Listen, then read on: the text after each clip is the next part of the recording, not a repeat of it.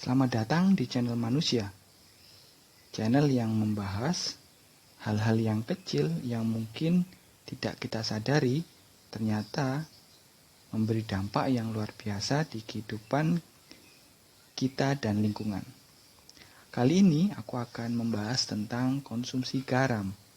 Mungkin banyak yang menyadari tentang garam ini ya.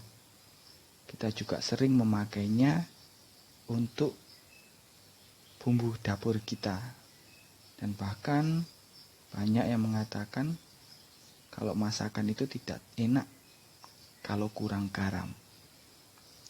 Tapi apakah demikian? Tubuh ini membutuhkan garam untuk bisa tetap sehat. Untuk memenuhinya kita mendapatkannya dari NaCl atau garam yang biasa kita konsumsi. Namun tetap ada ambang batas yang harus kita taati supaya jumlah ini terpenuhi dengan baik. Nah, yang paling mengagetkan adalah jumlah konsumsinya. Berdasarkan informasi yang saya kumpulkan dengan teman-teman, kami dapati bahwasannya konsumsi rata-rata di Indonesia adalah 9 hingga 12 gram per hari. Itu seperti 2 sendok teh penuh dengan garam. Nggak kerasa kan kalau sejatinya kita itu mengkonsumsi garam sebanyak 2 sendok teh per hari. Mungkin kalau kita makan langsung, wah rasanya seperti apa ya? Rasanya mulut ini seperti minum air laut mungkin ya. Tapi mungkin lebih parah, lebih asin kayak gitu. Hingga mungkin ya lidah kita itu bisa mati rasa karena terlalu asin seperti itu. Garam sebanyak itu tidak terasa karena memang terdistribusi di menu sarapan kita, lauk pauk kita, snack yang kita beli, goreng-gorengan, mungkin juga pizza atau mie instan yang kita konsumsi berkali-kali itu. Ternyata kalau dikumpulin jadi satu sebanyak itu ya. Bahaya banget. Memang seberapa sih yang baiknya untuk konsumsi garam itu? Menurut informasi yang kami kumpulkan, yang salah satunya data dari WHO sih, idealnya amannya itu kita konsumsi garam sehari itu hanya 3-5 gram. Di bawah 3 atau di atas 5 gram itu akan membahayakan organ tubuh kita. Ini juga dianggap salah satu kontributor untuk penyebab darah tinggi. Tapi itu tadi hanya berlaku untuk orang yang masih belum ada penyakit atau masih sehat. Kalau sudah terkena hipertensi, nilainya akan turun. Diskusikan dengan dokter Anda atau konsultan gizi Anda untuk mengetahui jumlah konsumsi garam yang tepat untuk Anda. Gara-gara informasi ini, saya jadi lebih berhati-hati dalam memilih makanan. Sebelumnya, saya sangat suka sekali dengan mie instan. Wah, saya suka banget. Bahkan sehari bisa makan 3 kali dalam sehari.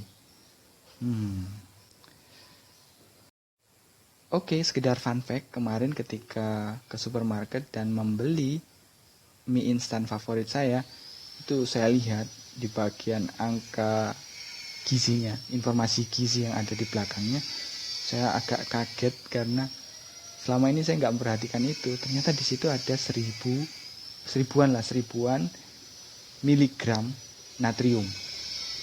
Artinya kalau saya makan itu 3 kali sehari, kebutuhan natrium tubuh saya itu sudah memenuhi tadi ya, di rentang 3-5 gram per hari tadi. Wah, cukup besar ya.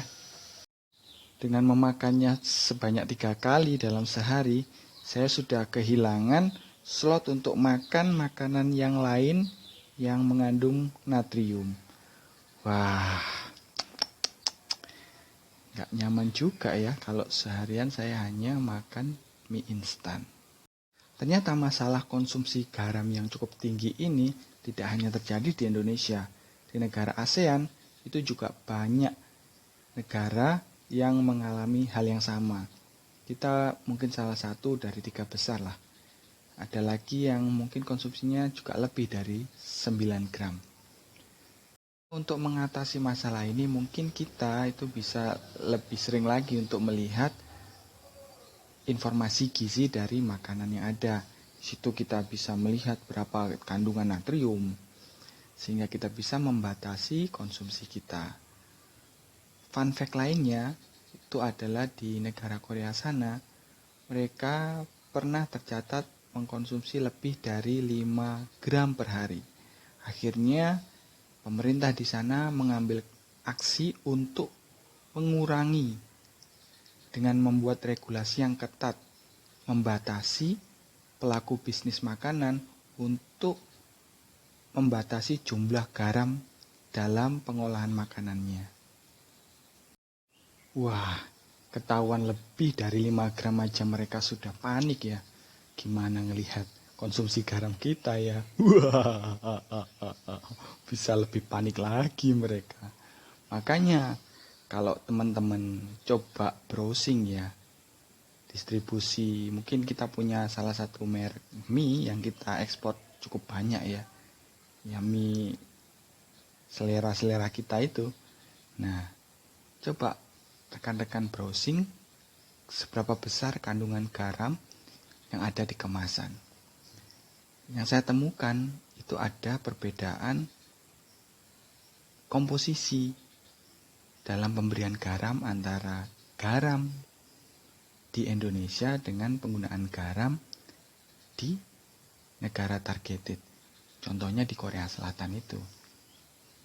Fun fact lainnya adalah ketika kita mengimpor produk pangan mereka yang mengandung garam, mereka juga melakukan penyesuaian untuk menambah komposisi garam di dalam makanannya. Wah, memang susah ya masalah selera. Oke, mungkin itu saja yang bisa kami bagikan melalui video ini. Harapannya, kedepannya kita tambah bijak dalam mengkonsumsi garam. Misal, buat rekan-rekan yang memang suka terhadap mie instan, bisa menggunakan bumbunya secukupnya saja untuk mengurangi garamnya. Atau ketika membuat makanan, bisa mengukur benar-benar penggunaan garamnya. Hal yang saya sukai sejauh ini ketika mengurangi garam adalah saya dapat merasakan macam-macam rasa dari bahan-bahan yang digunakan untuk memasak. Saya bisa merasakan rasa sayur yang macam-macam, tempe jadi lebih terasa delenya, tahu juga seperti itu. Jadi semakin banyak dan kaya rasa yang bisa kita rasakan ketika mengurangi garam. Harapannya dengan video ini rekan-rekan bisa mulai merubah jumlah konsumsi garam perharinya di antara 3-5 gram dan merasakan pengalaman baru, merasakan berbagai macam rasa dari bahan pangan yang ada di masakan rekan-rekan. Sekedar menambahkan, mungkin selama ini tuh kita salah mengartikan asin yang sangat itu adalah hal yang nikmat. Padahal menurut riset mungkin yang dimaksud dengan enak itu adalah gurih atau umami. Kalau pilihannya itu makin banyak sebenarnya opsi yang bisa kita kembangkan. Oke, jika teman-teman menganggap channel ini bermanfaat, jangan lupa untuk subscribe, beri masukan melalui komen ya, dan juga beri saya like. Jangan lupa juga untuk di follow. Sampai jumpa di episode berikutnya. Dah.